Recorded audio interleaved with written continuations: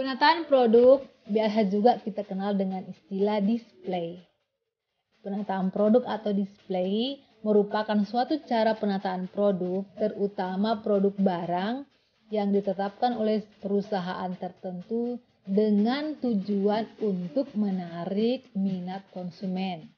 Nah, seperti yang dikatakan oleh William J. Salz bahwa display itu suatu cara mendorong perhatian ataupun minat pada toko atau barang sehingga ada keinginan dari konsumen itu untuk membeli melalui daya tarik penglihatan langsung atau direct visual appeal.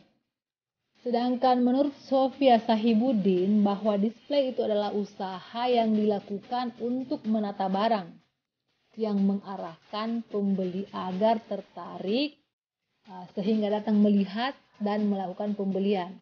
Jadi di sini sangat ditekankan bahwa display atau presentase barang yang dilakukan di toko itu sangat mempengaruhi minat pelanggan untuk membeli. Sehingga dapat disimpulkan bahwa display itu adalah usaha yang dilakukan untuk menata barang yang mengarahkan pembeli agar tertarik untuk melihat dan memutuskan untuk membeli. Jadi yang pertama di sini adalah bagaimana pembeli itu tertarik dulu.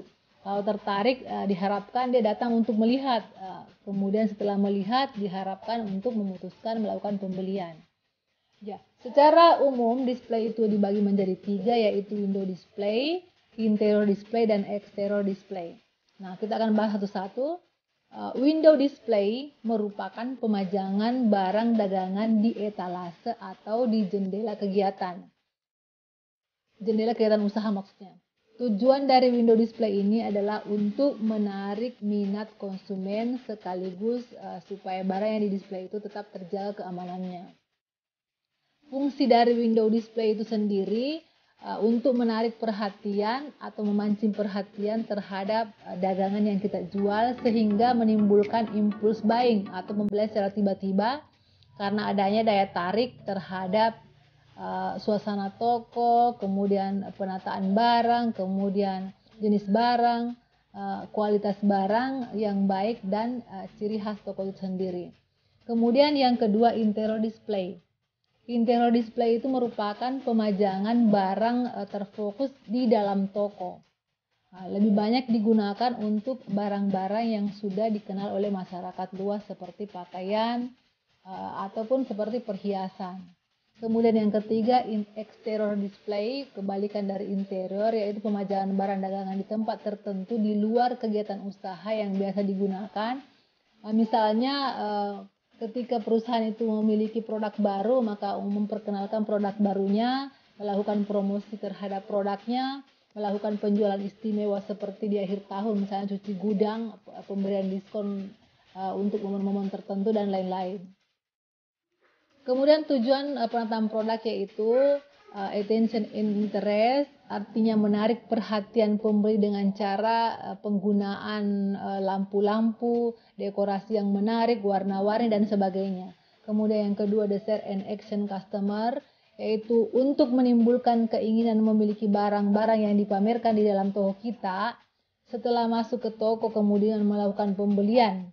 Sebuah display diharapkan dapat memicu emosional terhadap sekilas pandang. Jadi pandangan pertama yang sepintas itu merupakan harapannya kita bisa memicu supaya emosi calon pembeli itu menimbulkan keinginan untuk memiliki barang yang kita display. Setelah tujuan yang di atas kita pahami, maka mungkin juga kita perlu memahami fungsi dari display itu sendiri. Fungsi dari display produk itu yaitu menciptakan citra niaga atau store image, sehingga meningkatkan pembelian melalui pengenalan barang-barang baru yang tujuan akhirnya tentu saja meningkatkan keuntungan. Kemudian pengelompokan barang yang secara umum di supermarket terdiri dari beberapa departemen, Yang pertama, Departemen Food. Departemen Food di sini meliputi semua jenis makanan, lebih khusus lagi makanan ringan atau snack yang banyak dikonsumsi oleh anak-anak. Kemudian Departemen Non-Food meliputi barang-barang selain makanan, misalnya hair care, body care, skin care, mouth care, dan lain-lain.